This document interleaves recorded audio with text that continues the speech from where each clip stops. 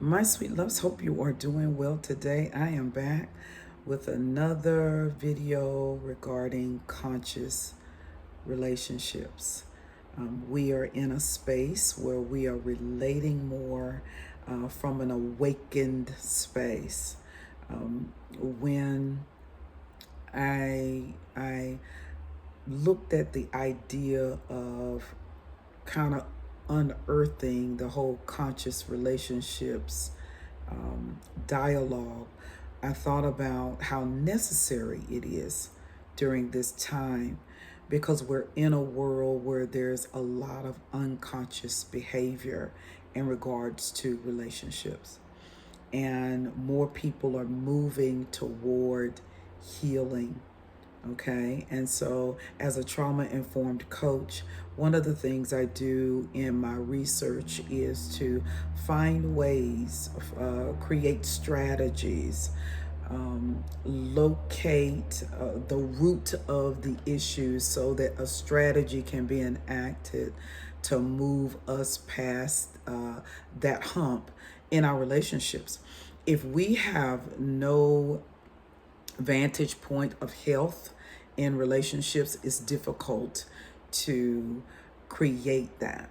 If you don't have any experience in having health and healing in your relating, that's friendships, romantic relationships, in every way you relate, it is difficult. If you don't have the skill set, it is difficult to create conscious relationships. So I'm going to give you 3 more tips today on how you can, in your everyday relationships, create an environment for health and healing.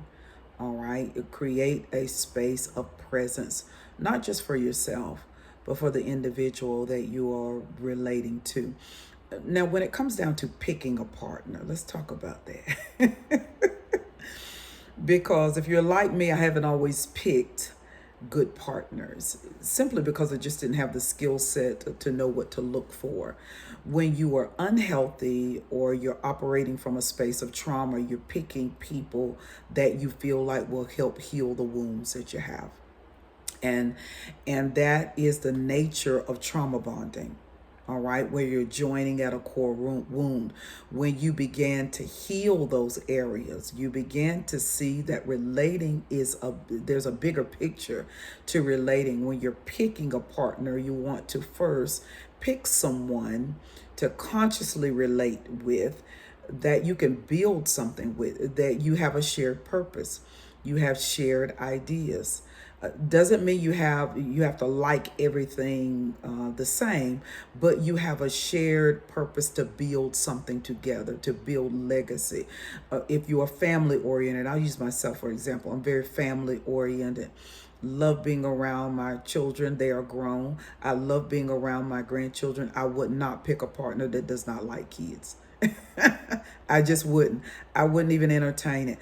That's an example of, can we build something together?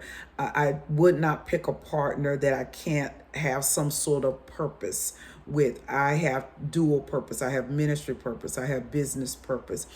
I would pick a partner that I can have a dual purpose with, where we can have shared likeness. All right.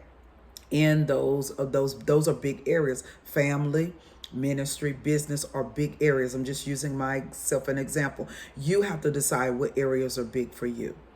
All right. So someone that is family oriented is going to be at the top of my list.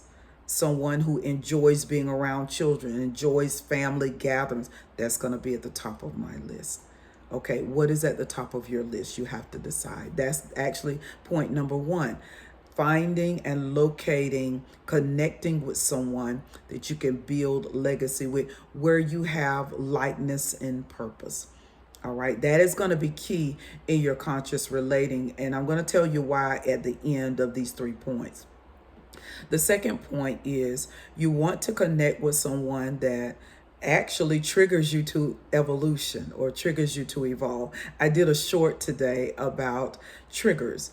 and how when you are relating in a healthy way, you are going to be triggered by that individual. And it is not because they're bringing a lot of toxic energy into your life. They're actually triggering the things that need to be healed. You're going to be doing that for each other. Now, what we tend to do is when we get triggered, we tend to run. Okay? Conscious relating is not running. You stop and you face the music. When someone healthy comes into your life, they're going to show you you. You're going to be mirrors for each other, but not to run. Conscious relating is not fight or flight. Okay? That's not what it is. Conscious relating is I've made a decision to be in this for the long haul. That means I've come into agreement that you are going to trigger me.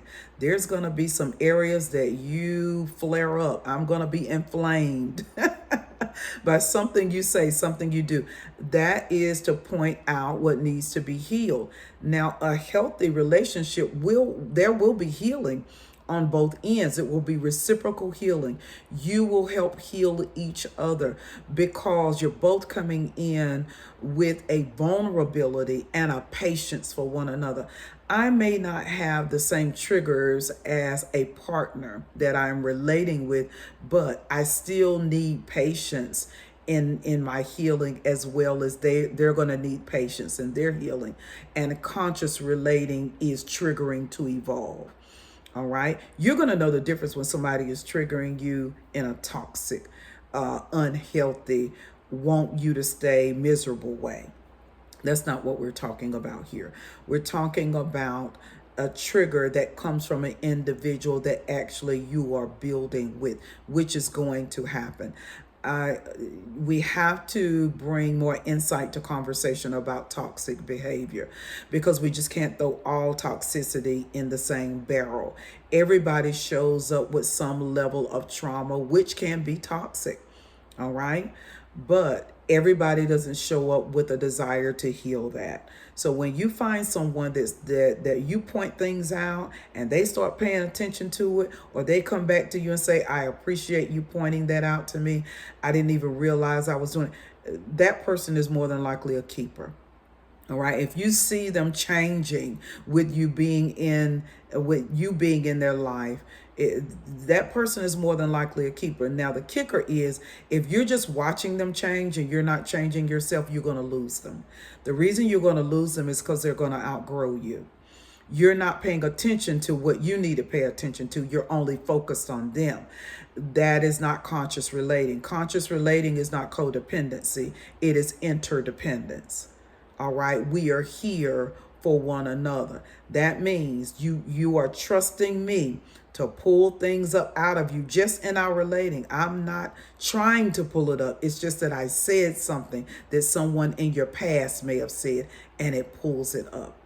Okay. That's conscious relating. And then, of course, triggered to evolve is the second point. Last but not least, learn how to repair in a very loving way. All right. I at times hear some of the different therapists that I've listened to, they will use the term meaningful repair or loving repair or a healthy repair. When there is some sort of breach or disruption, or there is some sort of disconnect, whether it be an argument, whether it be a misunderstanding, there needs to be repair, because if you do not repair in a loving way, that gulf gets wider. If you let a lot of time pass and you have not repaired it, the gulf gets wider. And it doesn't mean you can't repair it. It means that when you get ready to repair, you may or may not be received because you took so long to try to repair it. All right. Now, there are times that time needs to pass in order for you both to come to the table to repair. That's another incident. So this isn't a one size fits all. When you're consciously relating, you're usually not going to let a lot of time pass. All right. When you're trying to figure out if this is the person for you, you might.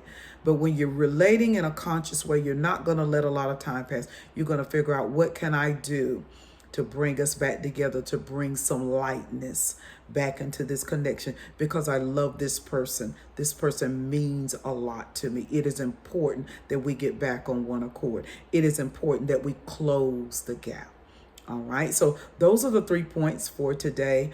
Choosing a partner you can build legacy with, that you can build purpose with, that you have to identify where you're building at, and what is important and priority to you, and then you pick a partner that fits that bill. All right. Second point, triggered to evolve. They're going to trigger you. And it's okay that they trigger you, because they're actually there for you to become better. You're there for them to become better. Evolution takes place. And then your bond strengthens. All right. Your bond strengthens. All right. And third, loving repair. When there is a breach, when there is a disruption, find a way to come together. You're going to have to you put on your hat of forgiveness. You're going to have to let go. You're going to have to not rehash the past. Rehashing the past only keeps you in a loop. You're going to have to decide, what can we do to move forward so that we don't keep stepping over or tripping over the same stump. We can have healthy, conscious relationships even when we had a life full of trauma, but we have to choose it. All right? You have to decide what you're going to choose. And I will see you on the next download, and on the next episode, on the next video. I want you to take care of you until then. Toodles.